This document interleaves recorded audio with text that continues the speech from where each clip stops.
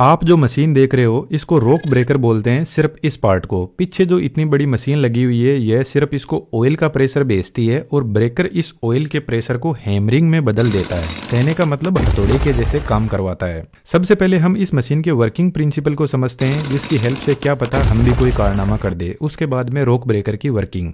लेकिन यहाँ पे बहुत ही इंटरेस्टिंग चीज है, जैसे इस क्रेन को 20 टन का वजन उठाना है, लेकिन इसके इंजन के पास में सिर्फ आधा टन वजन उठाने की कैपेसिटी है और सेम ऐसा ही इस ब्रेकर के साथ में है। तो फिर इंजीनियर्स ने गजब दिमाग लगाया। आज के इंजीनियरों ने नहीं, आज से करीब 350 साल पहले मिस्टर पास्कल ने हम धरतीवासियों को बताया कि यदि हम किसी लिक्विड पर, जैसे पानी, ऑयल, कोल्ड ड्रिंक, फ्रूटी, कोई भी लिक्विड पर बाहर से फोर्स लगाते हैं तो वह लिक्विड उस फोर्स को सभी डायरेक्शन में बराबर बराबर लगाता है, और यदि इस टेप को ओपन कर दे तो यह फोर्स को आगे ट्रांसमिट कर देगा। बहुत बढ़िया, लेकिन कुछ भी समझ नहीं आया। चलो इसका थोड़ा प्रैक्टिकल एप्लीकेशन देखते हैं। क्या आपने कभी ऐसा देखा है कि 1 लीटर की पानी की बोतल थी और उसमें कंप्रेस करके 2 लीटर पानी भर दिया? बिल्कुल नहीं, क्योंकि लिक्विड कंप्रेस नहीं होते, लेकिन गैस को कंप्रेस किया जा सकता है। हमारे घरों में गैस सिलेंडर में दबा के हाई प्रेशर से गैस भरी जाती है। जैसे मेरे पास में 2 सिलेंडर है, एक का एरिया बड़ा है और एक का एरिया छोटा है, और इन दोनों सिलेंडर को हम एक पाइप से कनेक्ट करके पानी भर देते हैं